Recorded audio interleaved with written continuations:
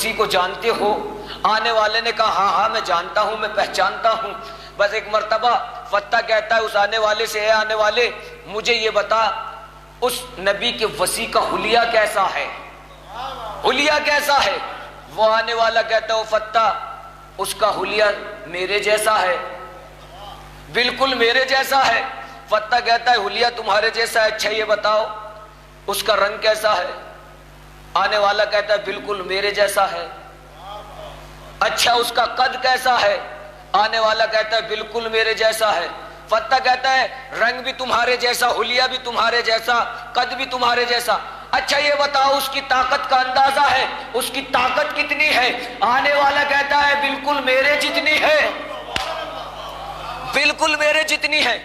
اب فتح نے جب یہ سنا کہ طاقت بھی میرے جیسی، حلیہ بھی میرے جیسا، رنگ بھی میرے جیسا، قد بھی میرے جیسا، فتح کہتا ہے کہ اچھا طاقت بھی تمہارے جیسی ہے تو چلو پھر دو دو ہاتھ کر لیتے ہیں، دو دو ہاتھ کر لیتے ہیں کا مجھے اندازہ ہو جائے۔ ایسی تلوار حملہ کرتے تھے۔ تاریخ بتاتی ہے کہ آنے والے نے فتح کو پکڑا، ہوا میں اٹھایا، آہستہ سے زمین پہ، ہوا میں اٹھایا آہستہ سے زمین پہ رکھا، اور اس طرح شاخ سے توڑ کر اس طرح رکھتا ہے کہ اس کی پتی کو خروچ نہ آئے، اس کی پتیوں کو کوئی ضرب نہ لگے، اس طرح سے آہستہ سے زمین پہ رکھنے کے بعد کہا او آنے والے تجھ میں سے مجھے ایمان کی خوشبو آ رہی ہے، ورنہ آج تک ان ہاتھوں سے کوئی بچ کر نہیں گیا، آج تک کوئی ان ہاتھوں سے بچ کر نہیں گیا، تیرے اندر سے مجھے ایمان کی بو آ رہی ہے، ایمان کی خوشبو آ رہی ہے۔ تلوار کس نے چلائی؟ فتح نے۔ آنے والے نے تو تلوار بیلچے سے تلوار کا وار روکا۔ لوگ غلط کہتے ہیں کہ اسلام تلوار سے پھیلا، اسلام تلوار سے نہیں، اسلام بیلچے سے پھیلا ہے۔ صلوات پڑھے محمد وآلہ محمد۔ جناب قمبر کون تھے ذہن میں رکھیے گا۔ آنے والے نے کہا کہ تجھ میں سے مجھے ایمان کی خوشبو آ رہی ہے، ورنہ آج تک کوئی ان ہاتھوں سے بچ کر نہیں گیا۔ کہنے لگا آپ ہیں کون؟ آنے والے کلمہ پڑھایا۔ جیسے ہی فتح نے کلمہ پڑھا، اب فضل تھا، دیکھ رہا ہے کہ بڑا بھائی کلمہ پڑھ چکا ہے۔ فضل نے سوچا کہ جب بڑے بھائی نے کلمہ پڑھ لیا تو کافر رہ کے کیا کرے گا؟ فضل آگے بڑھا، کہا مجھے بھی کلمہ پڑھا دیجئے۔ فضل نے بھی کلمہ پڑھ لیا، دونوں بھائی مسلمان ہو گئے، دونوں نے علی کا کلمہ پڑھ لیا، دونوں نے کلمہ پڑھ کر اسلام قبول کر لیا۔ اب لشکر نے دیکھا جب سردار ہی مسلمان ہو گئے تمہارے کافر رہنے کا فائدہ کیا ہے؟ 1200 افراد پر مشتمل لشکر، سب آگے بڑھے، ہمیں بھی کلمہ پڑھا دیجئے، ہم کافر رہ کر کیا کریں گے جب سردار ہی مسلمان ہو گئے۔ مولا نے 1200 افراد کو بھی کلمہ پڑھایا۔ جب ان تمام افراد کو مسلمان کر چکے، علی جا رہے تھے مزدوری کے لیے۔ اب علی نے فتح نے ایک وعدہ کیا، اے علی آج کے بعد آپ جہاں بھی جائیں گے مجھے ساتھ لے کر جائیں گے، میں آپ کے ساتھ رہوں گا۔ مولا نے کلمہ پڑھا کے کہا فتح آج تک تو فتح تھا، آج کے بعد دنیا تجھے قمبر کے نام سے جانے گی۔ آج تک تو فتح تھا، آج کے بعد دنیا تجھے قمبر کے نام سے جانے گی۔ قمبر کو لیا، فضل کو لیا، 1200 افراد کا لشکر۔ علی مدینے کی سمت جا رہے ہیں، ایک طرف فضل ہے، ایک طرف جناب قمبر ہے۔ اب فتح نہیں رہے، جناب قمبر ہے، مولا چل رہے ہیں، دونوں طرف، ایک طرف فضل ایک طرف قمبر، پیچھے 1200 افراد پر مشتمل لشکر، اتنا بڑا لشکر۔ مدینے میں جب داخل ہوا، نبی خطبہ دے رہے ہیں، صحابہ بیٹھے ہوئے ہیں، نبی خطبہ دے رہے ہیں، صحابہ بیٹھے ہوئے ہیں۔ میرے نبی کی نگاہ علی پر پڑی۔ ایک مرتبہ جیسے ہی علی پر نگاہ پڑی، نبی نے کہا یا علی۔ صحابہ نے پیچھے مڑ کے دیکھا، نبی نے یا علی کہا، صحابہ نے پیچھے مڑ کے دیکھا۔ قدرت مسکرا کے بولی ہم بھی تو یہی چاہتے ہیں، جب محمد کے چہرے سے نگاہ ہٹے علی کے چہرے پر نگاہ رکے، ہم بھی یہی چاہتے ہیں۔ نبی کہہ رہے ہیں علی، صحابہ پیچھے مڑ مڑ کے دیکھنے لگے۔ عجیب منظر ہے کہ علی تو مزدوری کرنے کے لیے جا رہے تھے، یہ علی کے ساتھ 2 افراد کون ہیں اور اتنا بڑا پیچھے لشکر یہ کہاں سے لا رہے ہیں؟ کھلبلی ہو گئی ہے صحابہ میں، یہ کیا ماجرا ہے، معاملہ کیا ہے؟ علی نبی کے قریب آئے، نبی نے علی کو قریب بلایا، علی مسئلہ کیا ہے؟ آپ تو مزدوری کے لیے گئے تھے۔ علی نے مسکرا کے کہا یا نبی اللہ، آج مزدوری سے پہلے اجرت مل گئی، آج مزدوری سے پہلے اجرت مل گئی۔ سمجھ میں آیا علی کی ایک دن کی مزدوری کم سے کم 1202 افراد کو کلمہ پڑھانا ہے۔ یا نبی اللہ، آج مزدوری سے پہلے اجرت مل گئی۔ نبی نے پوچھا مسئلہ کیا ہے؟ مولا نے بتایا کہ یا نبی اللہ، یہ فضل ہے حبش کے بادشاہ میسون کا بیٹا، یہ اس کا بھتیجا فتح تھا، یہ میرا سر قلم کرنے کی وجہ سے مدینہ آئے تھے، ان سے میری ملاقات مدینے کے باہر ہوئی اور اس طرح سے انہوں نے ہمارا کلمہ پڑھ لیا ہے۔ اب یہ فتح سے کمبر ہو گیا ہے، یہ فضل ہے، یہ ان کا لشکر ہے، اس لشکر نے بھی کلمہ پڑھ لیا ہے۔ نبی نے کہا ٹھیک ہے علی، اس لشکر نے بھی کلمہ پڑھ لیا، فضل نے بھی کلمہ پڑھ لیا، فتح نے بھی کلمہ پڑھ کر کمبر ہو گئے۔ ایک مرتبہ اللہ کے نبی نے فضل کو بلایا، میسون بادشاہ کا جو بیٹا تھا اسے بلایا، فضل بیٹا تم ہمارے قریب آؤ، بیٹا آپ نے اسلام قبول کر لیا، اچھی بات ہے، مگر بیٹا فضل ابھی آپ کے والدین، ابھی آپ کے ماں باپ کافر ہیں، ہم یہ چاہتے ہیں کہ تم حبش جاؤ اور جا کر پہلے اپنے والدین کو دعوت اسلام دو تاکہ وہ بھی اسلام قبول کر لیں۔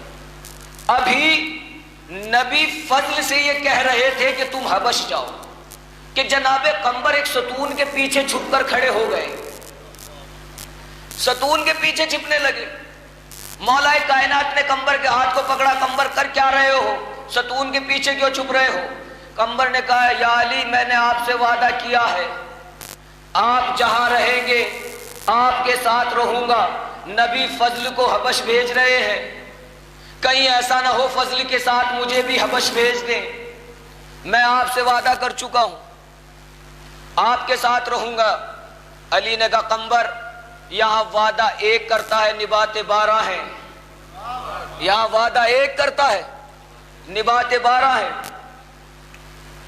فضل سے کہا بیٹا تم جاؤ، فضل جانے لگے۔ نبی نے کہا بیٹا فضل، تمہارے والدین ابھی کافر ہیں، ابھی کلمہ نہیں پڑھا ہے، تم اکیلے جاؤ گے تو ہو سکتا ہے کہ تمہاری جان کو خطرہ ہو، بیٹا اس لشکر کو بھی اپنے ساتھ لے کر جاؤ، اس لشکر کو بھی اپنے ساتھ حبش لے جاؤ۔ فضل اس لشکر کو لے کر وہاں سے نکلے، مدینے سے نکلے، حبش کے لیے روانہ ہو گئے۔ جب حبش کے دروازے پر پہنچے جہاں سے شہر کے اندر داخل ہوا کرتے تھے، وہاں پر جا کر قافلے کو روک لیا اور ایک مرتبہ فضل نے غلام کو کہا کہ جاؤ، جا کر دربار میں خبر کر دو کہ وہ جو قافلہ نبی کے وصی کا سر لینے مدینے گیا تھا وہ کامیاب ہو کر لوٹا ہے۔ اور نہیں کیا آپ نے، کامیاب ہو کر لوٹا ہے۔ جب محل کے اندر، دربار کے اندر یہ خبر پہنچی کہ وہ جو قافلہ نبی کے وصی کا سر لینے مدینے گیا تھا وہ کامیاب ہو کر لوٹا ہے، تو بادشاہ میسون نے ہیرے جواہرات تشت میں سجا کر استقبال کے لیے، تاکہ جو سر لے کر آیا ہے اس کو نوازا جائے، اس کو تحفے دیے جائیں اور وہ سر لے لیا جائے۔ ایک مرتبہ بادشاہ نے کہا کہ جاؤ، جا کے کہو یہ ہیرے جواہرات رکھو اور اس وصی کے سر کو تشت میں رکھ کر بھیج دو۔ جب بادشاہ کے غلام فضل کے پاس آئے اور آنے کے بعد کہا کہ بادشاہ سلامت نے یہ مال و زر بھیجا ہے اور اس وصی رسول کا سر مانگا ہے۔ ایک مرتبہ فضل نے کہا تم نے اس کا کیا مطلب سمجھا ہے کہ ہم کامیاب ہو کر آئے ہیں؟ وہ کہتے ہیں کہ اس کا مطلب یہی ہے کہ تم اس وصی رسول کا سر لے کر آئے ہوں گے۔ فضل نے کہا تم بے وقوف ہو، ہم اس وصی رسول کا سر لے کر نہیں آئے بلکہ اس کا کلمہ پڑھ کر آئے ہیں، اس کا کلمہ پڑھ کر آئے ہیں۔ ہماری کامیابی یہ ہے کہ ہم نے اس کا کلمہ پڑھ لیا ہے۔ اب جب یہ بات ہو چکی، بادشاہ نے کہا کہ ٹھیک ہے، اگر کلمہ پڑھ ہی لیا ہے تو میرے بیٹے فضل سے کہو کہ دربار آ جائے، دربار آ جائے۔ دربار میں بلا لیا گیا، بیٹے کو کہا کہ بیٹا اچھی بات ہے کہ آپ نے کلمہ پڑھ لیا، آپ مسلمان ہو گئے، مگر بیٹا تم بادشاہ کے بیٹے ہو، تمہیں دربار کے آداب معلوم ہیں، دربار میں کس طرح داخل ہوا کرتے ہیں، بیٹا تم نے دربار کے آداب کو پامال کر دیا۔ یہ گھرگٹ سے بھی تیز ہوتے تھے رنگ بدلنے میں، اس نے فوراً رنگ بدلا، کہا بیٹا دربار کے آداب کا تو خیال رکھتے، دربار میں کس طرح داخل ہوتے ہیں، کس طرح داخل ہوا جاتا ہے، تم اسی طرح دربار میں آ گئے۔ فضل نے کہا بابا ٹھیک ہے میں باہر جاتا ہوں۔ پورے لشکر کو لے کر فضل باہر نکلے، پورے لشکر کو لے کر فضل باہر نکلے، اور بادشاہ نے کہا کہ اب ایک ایک انسان اندر آتا رہے، اور جلادوں کو حکم دیا کہ جیسے ہی یہ ایک ایک اندر داخل ہو سب کو زنجیروں میں باندھ لو، سب کو بیڑیا پہنا دو۔ فضل داخل ہوا، فضل کو زنجیر اور بیڑیا پہنا کر قید کر لیا گیا، پورے لشکر کو قیدی بنا دیا گیا، دھوکے سے پورے لشکر کو قید کیا۔ جب فضل مدینے سے چلا تھا تو علی نے کہا تھا کہ فضل اگر حبش میں کوئی مصیبت پیش آ جائے تو گھبرانا نہیں، مدینے کا رک کر کے ناد علی کہنا، ہم وہیں پر ملیں گے۔ جب فضل ہتکڑی اور بیڑیوں میں گرفتار ہو گیا، ایک مرتبہ بادشاہ نے جلاد کو حکم دیا کہ جاؤ، یہ میرا بیٹا باغی ہے، اس نے بغاوت کی ہے، اس نے اسلام قبول کر لیا ہے، جاؤ اس کا سر قلم کر دو۔ جلاد تلوار کو لے کر بڑھ رہا ہے، فضل دیکھ رہا ہے، جلاد جو جو قدم بڑھاتا ہے فضل کی دھڑکنیں تیز ہوتی جاتی ہیں۔ ایک مرتبہ فضل کو علی کا وہی جملہ یاد آ گیا، فضل جب کوئی مصیبت آ جائے مدینے کا رک کر کے آہستہ سے یا علی کہنا، ہم وہیں پر ملیں گے۔ جیسے ہی جلاد فضل کے قریب آیا، فضل نے مدینے کا رک کر کے کہا یا علی مدد۔ دربار میں ایک نور کی اماری آئی، نور کی اماری کا آنا تھا کہ زنجیریں ٹوٹ کر گر گئی، زنجیریں ٹوٹ کر گر گئی۔ جیسے ہی دربار میں نور ساتے ہوا زنجیریں ٹوٹ کر گر گئی۔ اما جس نور کو موسیٰ کوہ طور پر برداشت نہ کر سکا ہو، دربار کی زنجیریں کیا برداشت کریں گی؟ صلوات پڑھے محمد وآلہ محمد۔ زنجیریں ٹوٹ کر ایک طرف، جلاد کے ہاتھ سے شمشیر ایک طرف، دربار میں کوہرام مچ گیا۔ یہ کون ہے؟ فضل کھڑا ہو کر کہتا یہ وہی ہے جس کا ہم نے کلمہ پڑھا ہے، جس کا ہم نے کلمہ پڑھا ہے، یہ نبی کا وصی ہے، یہ وہی ہے جس کا ہم کلمہ پڑھ کر آئے ہیں۔ اچھا، بادشاہ نے کہا کہ یہ جو اولیاء خدا ہوتے ہیں یہ صاحب اعجاز ہوتے ہیں، ہم نے سنا یہ صاحب اعجاز ہوتے ہیں، اگر ایسا ہے، اس کے دربار میں ایک پتھر پڑا تھا، فضل سے کہتا کہ اگر ایسا ہے تو ان سے کہو کہ اس سے چشمہ جاری کریں، اس سے چشمہ جاری کر کے دکھائیں۔ فضل نے مولا کی طرف دیکھا، مولا نے پتھر کی طرف اشارہ کیا، پتھر سے چشمہ جاری ہوا، پتھر سے جیسے ہی چشمہ جاری ہوا، ایک مرتبہ بادشاہ آگے بڑھا اور اس چشمے کے پانی کو لیا، ہاتھوں میں لینے کے بعد منہ میں رکھا، فوراً تھوک دیا، کہنے لگا اتنا کڑوا پانی آج تک میں نے پیا ہی نہیں، اتنا کڑوا پانی۔ مولا نے کہا فضل پانی تم پیو، آگے بڑھو۔ فضل آگے بڑھے، پانی کو ہاتھوں میں لیا، منہ میں رکھا، پی گئے، پی کر کہتے یا علی اس سے میٹھا پانی آج تک میں نے پیا ہی نہیں۔ غور نہیں کیا آپ نے؟ باپ نے پیا، کہہ رہا ہے کہ اس سے کڑوا پانی آج تک میں نے پیا ہی نہیں۔ بیٹے نے پیا، کہہ رہا ہے اس سے میٹھا پانی آج تک میں نے پیا ہی نہیں۔ باپ پیے تو کڑوا، بیٹا پیے تو میٹھا، مسئلہ کیا ہے؟ اب مجھے نہیں پتا، بڑے بڑے لوگ کہتے ہیں، بڑے بڑے لوگ حوض کوثر پر جائیں گے، فلاں صاحب حوض کوثر پر جائیں گے، فلاں صاحب حوض کوثر پر جائیں گے، فلاں صاحب حوض کوثر پر جائیں، جس کی جو مرضی جسے چاہو حوض کوثر پر بھیج دینا، مگر یہ بات تو تاریخ سے ثابت ہے کہ پانی عشق علی میں نیتوں کو دیکھ کر ذائقہ دیتا ہے۔ باپ پیے تو کڑوا، بیٹا پیے تو میٹھا۔ محبت علی میں نیتوں کو دیکھ کر ذائقہ دیتا ہے۔ اچھا جب یہ ہو چکا، اب گھمسان ہونا شروع ہوا، دربار میں تلواریں چل گئی، قتل عام ہو رہا، یہ اس کو مار رہے ہیں، وہ اس کو مار رہا ہے۔ ایک مرتبہ میرے مولا نے بادشاہ میسون کے گردن پر تلوار رکھی۔ جب بادشاہ میسون کی گردن پر تلوار آئی، فضل دوڑ کر آیا، مولا اس کو قتل کر دو، مولا اس کو قتل کر دو۔ مولا نے کہا فضل یہ تیرا باپ ہے۔ فضل کہتا ہے کہ مولا باپ ضرور ہے مگر کلمہ نہیں پڑھا، اس کو قتل کر دو۔ علی کہہ رہے ہیں فضل یہ آپ کا باپ ہے۔ فضل کہہ رہا ہے مولا کلمہ نہیں پڑھا، باپ ضرور ہے، کافر ہے، قتل دو۔ ارے کیسے مسلمان ہے؟ ابو طالب کے کردار پر انگلی اٹھانے والوں، فضل ایک دن کا مسلمان ہے، ایک دن کا مسلمان یہ جان گیا کہ اگر بیٹا کلمہ پڑھ لے اور باپ کافر ہو تو جینے کا حق نہیں ہے۔ جس کا بیٹا کل ایمان ہو، صلوات پڑھے محمد والے، جس کا بیٹا کل ایمان۔ بادشاہ کو قتل کر دیا۔ جب بادشاہ کا قتل ہوا، ایک مرتبہ فضل کہتا ہے مولا میں نے جب آپ کو مدد کے لیے بلایا تو دربار میں تنہا آپ نہیں آئے بلکہ آپ کے ساتھ ایک اور تھا، وہ کون ہے؟ مولا نے کہا فضل وہ وہی ہے جس سے ہم وعدہ کر چکے ہیں، جہاں جائیں گے ساتھ لے کر جائیں گے، جہاں جائیں گے ساتھ لے کر جائیں گے۔ فضل نے کہا مولا قمبر؟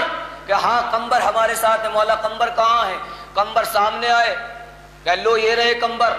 ایک مرتبہ فضل کہتا ہے کہ قمبر میرے بابا نے تمہارے بابا کو قتل کر کے یہ تخت و تاج قبضہ لیا تھا، قمبر اب میرا بابا قتل ہو چکا ہے، اصل میں اس تخت و تاج کے مالک تم ہو، اس تخت و تاج کے مالک تم ہو، یہ تمہارا ہے، تمہارے بابا کو قتل کر کے قبضایا تھا، قمبر یہ تخت و تاج لے لو، یہ تمہارا ہے۔ علی کی عزت کی قسم قمبر نے عجیب جملہ کہا، فضل یہ تخت و تاج تجھے مبارک ہو، مجھے تو علی کی غلامی مبارک ہے۔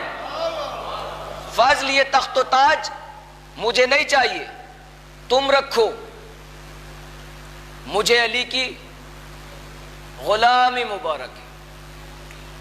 نبی نے فضل سے کہا فضل آنکھیں بند کرو، قمبر آنکھیں بند کرو۔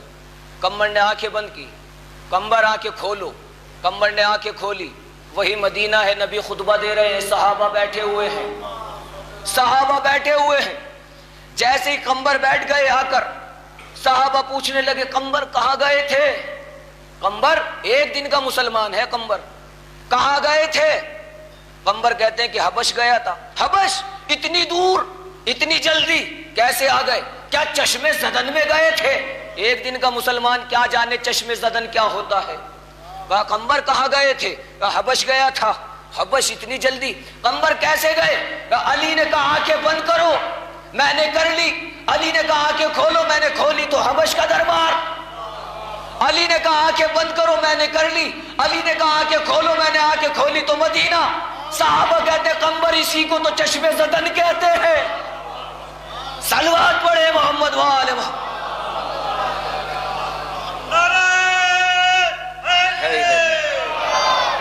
اسی کو تو چشمے زدن کہتے ہیں۔ جو علی فضل کی آواز کو سن لے، فضل کی امداد کو پہنچ جائے۔ آج دنیا ہم سے کہتی ہے کہ علی سے مدد مانگتے ہیں، اللہ سے مدد نہیں مانگتے، علی سے مدد مانگتے ہیں، خدا سے مدد نہیں مانگتے۔ دیکھیے سب سے پہلے تو یہ کہ اللہ کے کتنے نام ہیں؟ کتنے نام ہیں اللہ کے؟ کتنے نام ہیں؟ 99۔ 99 نام میں سے ایک نام علی ہے۔ اللہ کے 99 ناموں میں سے ایک نام علی ہے۔ لوگ ہم پر اعتراض کرتے ہیں کہ علی سے مدد مانگتے ہیں، اللہ سے نہیں مدد مانگتے۔ بھائی تم سے کس نے کہا کہ ہم علی سے مدد مانگتے ہیں، اللہ سے نہیں مانگتے؟ آپ قرآن کھولیے، 99 نام ہیں اللہ تعالیٰ کے، ان میں سے ایک نام علی بھی ہے۔ اسم بالمسمى، یہ ایک قاعدہ ہے عربی کا۔ مثال کے طور پر یا مجلس ہو رہی ہے اور ایک ہی نام کے 4-5 لوگ بیٹھے ہوں، صادق نام کے ایک مرثیہ خان ہیں، ایک صادق نام کے ڈاکٹر ہوں، ایک صادق نام کے وکیل صاحب ہوں، مثال کے طور پر یہ 4-5 نام بیٹھے ہیں، اور دروازے پر کوئی آ کر کہے صادق، وہ یہ نہ کہے کہ ڈاکٹر صادق، وہ یہ نہ کہے وکیل صاحب صادق، وہ یہ نہ کہے کہ انجینئر صادق، مطلب کرینہ نہ لگائے، بنا کرینے کے پکارے، صادق کہے۔ آپ مجھے یہ بتائیے، چاروں جو لوگ یہاں پر بیٹھے ہیں اس نام کے چاروں دیکھیں گے یا نہیں؟ چاروں ادھر دیکھیں گے اس کی طرف کہ کس کو پکار رہا ہے، نہ جانے کس کو آواز دی ہے۔ لیکن اگر آنے والا کہے کہ مرثیہ خان صادق صاحب، تو بتائیے وہ 3 دیکھیں گے؟ نہیں، صرف یہ دیکھیں گے جن کو آواز دی جا رہی ہے۔ لیکن اگر کرینہ استعمال نہ کیا جائے تو چاروں دیکھیں گے۔ اسے کہتے ہیں اسم بالمسمى کا قاعدہ۔ جہاں پر کرینہ استعمال ہو جائے تو وہاں صرف اکیلا دیکھے گا جس کو مخصوص کیا گیا ہے، لیکن اگر کرینہ استعمال نہ ہو تو چاروں دیکھیں گے۔ بھائی اللہ کا ایک نام علی بھی ہے، ہم تو علی کو مدد کے لیے بلاتے ہیں، تو یہ تم سے کس نے کہہ دیا کہ ہم اس والے علی کو بلاتے ہیں؟ ہو سکتا ہے ہم اس والے علی کو بلاتے ہیں، ہو سکتا ہے، اور سچائی تو یہ ہے کہ ہم اس والے علی کو بلاتے بھی نہیں ہیں، ہم بلاتے اسی والے علی کو ہیں۔ غور کریے گا، ہم بلاتے اسی والے علی کو ہیں۔ بس جب ہم یا علی مدد کہتے ہیں، اور جب کوئی بچہ زمین پر گرتا ہے تو تجربہ کر کے دیکھیے، کوئی چیز زمین کی طرف گر رہی ہو تو اس کو روکنے کے 2 ہی طریقے ہیں، ایک تو نیچے سے ٹیک لگا دی جائے، اوپر سے اس کو سنبھال لیا جائے۔ روکنے کے 2 ہی طریقے ہیں، ایک نیچے سے سہارا دے دیا جائے، اوپر سے سنبھال لیا جائے۔ ہم علی کو مدد کے لیے پکارتے ہیں، اوپر والا تھام لیتا ہے، نیچے والا سنبھال لیتا ہے۔ صلوات پڑھے محمد وآلہ محمد۔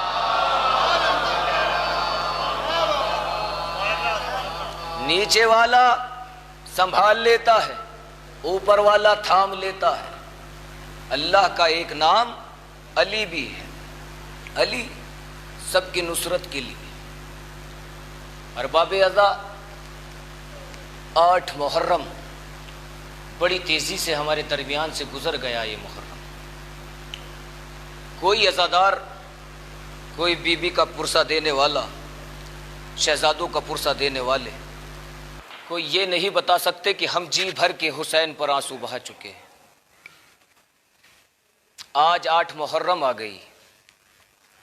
عزیزو، ہمیں رونا اس لیے بھی ہے، احساس کرو جب کوئی سفر پر ہوتا ہے اور پردیس میں ہو، اگر اس پہ کوئی مصیبت آ جائے، کوئی پریشانی آ جائے تو اسے اپنے یاد آتے ہیں۔ کیوں رونا چاہیے ہمیں حسین پر؟ ہم نہیں روئیں گے تو کون روئے گا؟ ہم نہیں آنسو بہائیں گے تو کون آنسو بہائے گا؟ احساس کرو کہ اگر کوئی سفر پہ ہو یا پردیس میں ہو، اللہ کرے کسی پر پردیس میں مصیبت نہ آئے، اگر کسی پر پردیس میں کوئی مصیبت آ جاتی ہے، پریشانی آ جاتی ہے، تو پریشانی میں اسے اپنے یاد آتے ہیں۔ اپنا معیار سمجھو، اپنا مرتبہ سمجھو۔ پردیس میں اگر کسی پر مصیبت آتی ہے تو پردیس میں اسے اپنے یاد آتے ہیں۔ اپنے آپ کو پہچانو، تم حسین کے عزادار ہو، تم حسین کے چاہنے والے ہو، تم سیدہ کی اولاد ہو۔ اپنا مرتبہ سمجھو، تمہیں حسین نے اس وقت یاد کیا ہے جب اکبر سینے پر برچھی کا پل کھا چکا تھا، جب علی اصغر کے گلو پر تیرے سہ شعبہ لگ چکا تھا، جب قاسم کی لاش کے ٹکڑے حسین ابا کے دامن میں چن چکے تھے، اس وقت تمہیں حسین نے یاد کیا ہے، اس وقت تمہیں حسین نے یاد کیا ہے۔ پردیس میں ہو انسان اپنوں کو یاد کرتا ہے، روتا وہی ہے جس کا اپنا مرتا ہے۔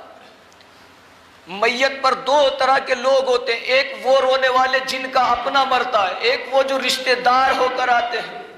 جس کا اپنا مرتا ہے وہ تڑپ کر روتا ہے، جو غیر ہوتے ہیں وہ چپ خاموش کھڑے رہتے ہیں، گھٹ گھٹ کے روتے ہیں۔ جس کا اپنا ہوتا ہے وہ تڑپ کر روتا ہے۔ حسین کو غیروں کی طرح نہ رویا کرو، گھٹ گھٹ کے نہ رویا کرو۔ روتا وہی ہے، تڑپتا وہی ہے جس کا اپنا مرتا ہے۔ پردیس میں مصیبت آئے تو اپنے کی یاد آتی ہے۔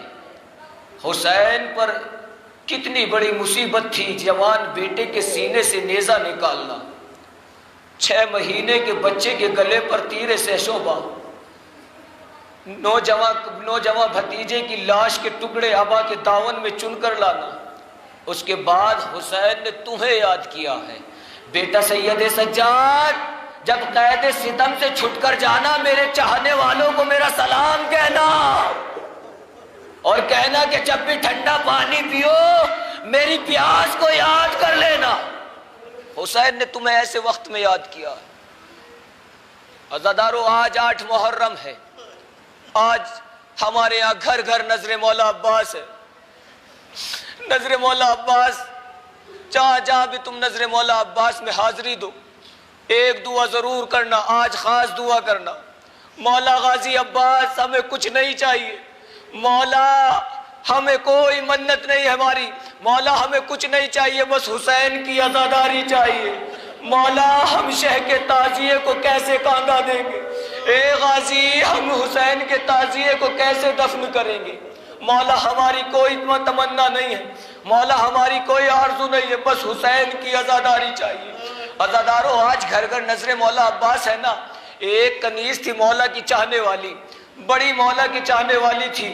یہ مومنہ ہر سال 8 محرم کو نظر مولا عباس دلایا کرتی تھی، نظر مولا عباس کا اہتمام کرتی تھی۔ اس کے صرف ایک ہی بیٹا تھا، ایک ہی بیٹا تھا، اس ضعیفہ کے صرف ایک ہی بیٹا تھا۔ نظر مولا عباس ہر سال 8 محرم کو دلایا کرتی تھی۔ عزیزو، ایک سال ایسا آیا کہ چاند رات آ گئی محرم کی، اس کے بیٹے کا انتقال ہو گیا، اس کے بیٹے کا انتقال ہو گیا۔ ادھر محرم کا چاند فلک پر نمودار ہو گیا، اس کے بیٹے کا انتقال ہو گیا۔ اب یہ ضعیفہ اپنے بیٹے کو بھول گئی، لیکن حسین کی فرش عزا بچھا دی۔ ہائے میرے مولا، ہائے سیدہ کا لال، ہائے زہرا کا غریب۔ عزادارو، پہلی محرم آئی، ضعیفہ پریشان ہو گئی، مولا میرے تو ایک ہی بیٹا تھا، 8 محرم کو نظر مولا دلاتی تھی، اب کہ کیا ہوگا؟ مولا آپ کی نظر کا اہتمام کیسے کروں گی؟ ہاں عزادارو، 2 محرم آ گئی، یہ ضعیفہ سوچ رہی ہے مولا آپ کی نظر کا اہتمام کیسے کروں گی؟ لو عزیزو، 3 محرم بھی آ گئی، 4 محرم گزر گئی، عزیزو 8 محرم آ گئی۔ یہ مومنہ پریشان ہے، مولا ہر سال میرا بیٹا ہوتا تھا، میں آپ کی نظر کا اہتمام کرتی تھی، مولا اب کوئی نظر دینے والا نہیں ہے، آپ کی نظر کیسے دلاؤں؟ ایک مرتبہ ابھی یہ بیٹھی ہوئی رو رہی تھی کہ اس نے دیکھا کہ ایک نقاب پوش سفید گھوڑے پر سوار ہو کر آ گئے، اور آنے کے بعد اس کے سامنے کھڑے ہو گئے۔ کھڑے ہونے کے بعد کہا، اے مومنہ، ہم نے سنا ہے کہ تمہارے گھر پر نظر مولا عباس ہے، آج تم عباس کے نام کی نظر دلاتی ہو؟ وہ کہتی ہے، ہاں ہاں اے شخص، میں 8 محرم کو ہر سال نظر عباس دلایا کرتی تھی، مگر اب کے اس برس میرا نوجوان بیٹا جس کا انتقال ہو گیا، کوئی نظر دینے والا نہیں ہے، وہ آنے والا کہتا ہے، اے بی بی تو نظر کا اہتمام کر، نظر میں دے دوں گا۔ ارے اس مومنہ نے جلدی جلدی ایک کوزے میں شربت بنایا، تھوڑا سا نظر کا اہتمام کیا۔ عزادارو، اس بی بی نے نظر کا اہتمام کر کے اس آنے والے کے سامنے رکھا۔ اے بھائی، اس پر میرے آقا عباس کی نظر دے دے، میں ہر سال اپنے مولا کی نظر دلایا کرتی تھی۔ وہ آنے والا نظر دینا شروع کرتا ہے۔ ایک مرتبہ نظر دینے کے بعد وہ آنے والا کہتا ہے، اے بی بی اس کو اٹھا لے، میں نے نظر دے دی۔ یہ مومنہ اس کا چہرہ دیکھنے لگی۔ اے کہتی ہے، اے بھائی کیا تمہیں نظر دینے کا طریقہ نہیں پتا؟ کیا تم پر نظر دینی نہیں آتی؟ وہ آنے والا کہتا ہے، بی بی ایسا کیوں کہہ رہی ہے؟ وہ بطیبہ کہتی ہے، اے بھائی نظر جب دی جاتی ہے دونوں ہاتھوں کو بلند کر کے نظر دی جاتی ہے۔ وہ آنے والا کہتا، اے بی بی جس کے ہاتھ نہ ہو، اے بی بی میرے ہاتھ میرے فرات کے کنارے کاٹ دیے گئے، میں تیرا مولا عباس تیرے گھر پر نظر دینے آیا۔ انا للہ و انا الیہ